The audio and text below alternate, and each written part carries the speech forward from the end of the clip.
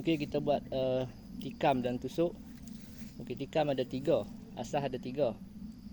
Yang pertama, kalau kita pegang tangan kanan dari sisi kanan macam tu, dia tak terlalu lurus, tak lurus macam tu sangat. Dia sending macam tu. Sebab kedudukan kita bila lawan pun dia agak sending macam tu. Okey, yang kedua, atas ke bawah. Tengok. Okey, yang ketiga, sebelah sini. Okey. Dia ada tengok sini. Kemudian bawah. Kita nak ni. Paras-paras, tak terlalu macam ni dan tak terlalu bawah. Paras macam ni. Baru dia kuat lah. Macam tu.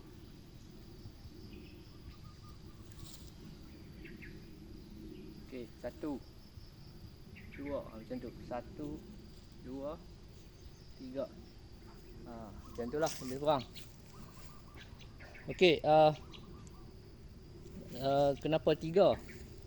Ada yang boleh tak macam ni ke? Macam tu ke? Macam ni, macam tu. Betul macam tu. Tikam macam tu boleh ke tak? Jawabnya boleh. Tapi tak sesuai. Kalau untuk pisau boleh, tapi untuk parang bila senjata yang agak panjang macam ni, dia tak sesuai lah. Kita nak tikam macam-macam gaya. Macam tu. Kurang sesuai.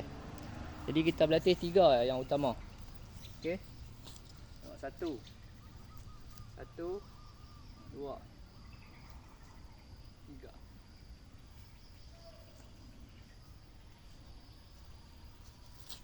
Okey, katakan kita ada buat buah ke, dia akan jadi macam ni 1. Okey, 2.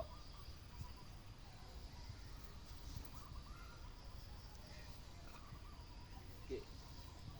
1.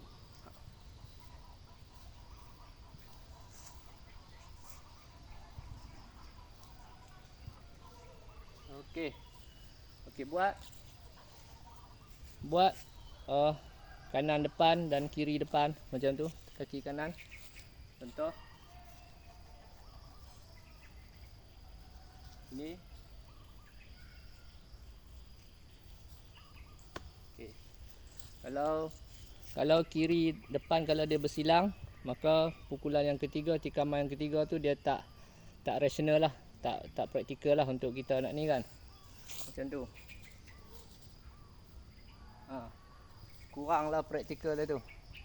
Tapi kalau macam ni, yes. Macam tu.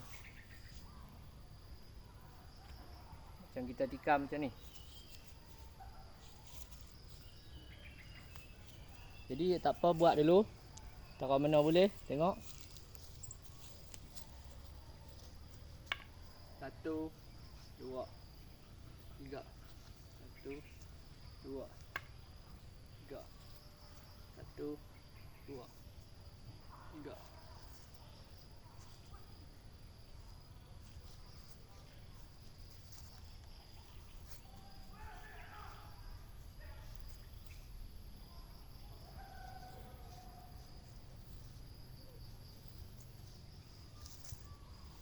Okey, lebih kurang itu 3. Buat kiri kanan. Dari sini, sini dan sini. Okey, itu asas. Ulang-ulang buat. Kalau kaki tu tak sempurna, langkah tak sempurna, tak apa, buat je dulu. Lama-lama kita akan dapat mana satu tikaman yang sempurna, itu kita akan rasa sendiri. Langkah mana yang kita nak susun.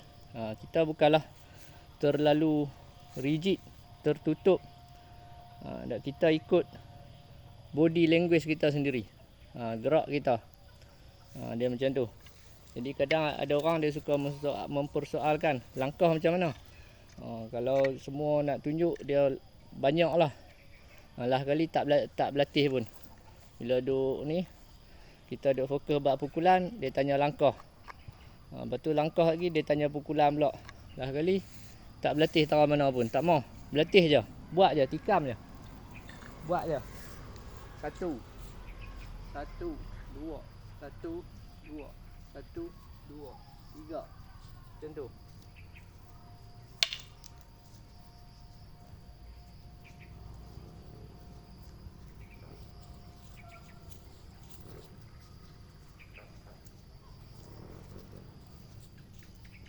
Ha.